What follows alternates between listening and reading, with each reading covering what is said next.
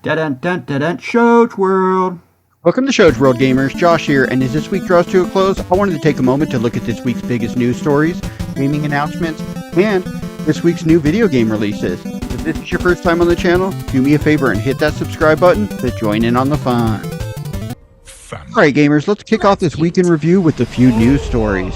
Now, of course, the biggest news story this week kicked off early last Friday as the biggest merger in history finally concluded as the Microsoft acquisition of Activision Blizzard King officially completed, meaning Xbox has added a ton of huge gaming studios and franchises to their portfolio.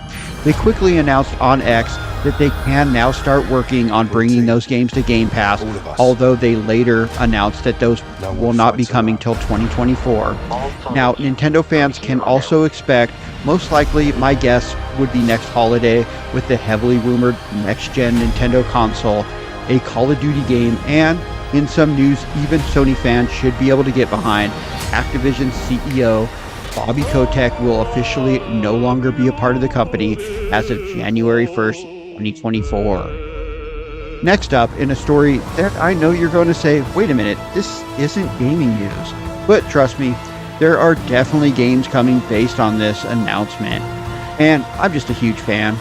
From the video playing, you already know the subject. That's right, over the weekend at the New York Comic-Con, a new Dragon Ball anime series was announced. Original franchise creator Akira Toriyama is involved. It's not the continuation of Dragon Ball Super I was hoping for, but it looks fun and hopefully we get some good games in the future based on this new series. Now, in some incredible news this week, Minecraft, which originally released back on November 11th of 2011, almost 12 years ago, the game has surpassed mind-blowing 300 million copies sold at this point, making it the best-selling game of all time by a huge margin. I don't see it slowing down. The game is still hugely popular. It's constantly able to morph and change to stay fresh, and there's no news on any plan for a successor at this point. Next up, let's take a look at some gaming announcements. Now, retro gaming manufacturer Analog announced a new upcoming retro console this week, named the Analog 3D. The console will play actual original Nintendo 64 cartridges, with 100% of the library being compatible in upgraded high-def resolution. The console will not support ROMs, only actual physical media. The console will come with 4 controller ports and accept Nintendo 64 controllers with an expected 2024 release date, but no word on a price for the console has been announced at this point. Now, Coral Island received a console announcement trailer this week. The Life Sim game looks to be packed with content as it combines games like The Sims, Animal Crossing, and Farming Sims into one game that puts you on an island with plenty of activities to keep you occupied. The game is scheduled to release in November on the Nintendo Switch, the PlayStation 4, the PlayStation 5, the Xbox One, and Xbox Series systems, including a release on Game Pass.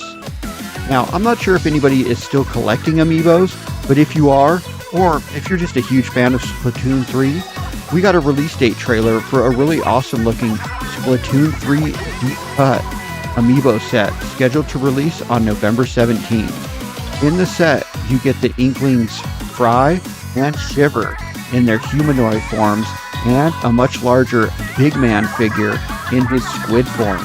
The figures are highly detailed with super bright colors and, well, they just look really cool.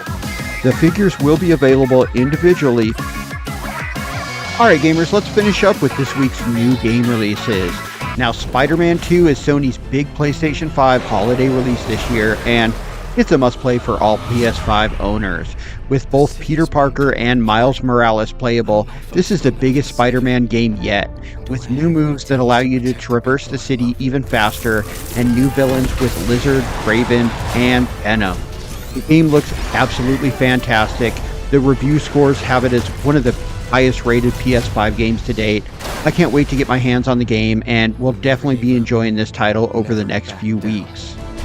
Also, Super Mario Bros. Wonder is one of my most anticipated games of the year, And this week, the next big 2D game is finally releasing exclusively on Nintendo Switch, pushing the 2D Mario games further than ever before with new power-ups, impressive new visuals and character animations, multiple playable characters, and a whole new world beyond the Mushroom Kingdom.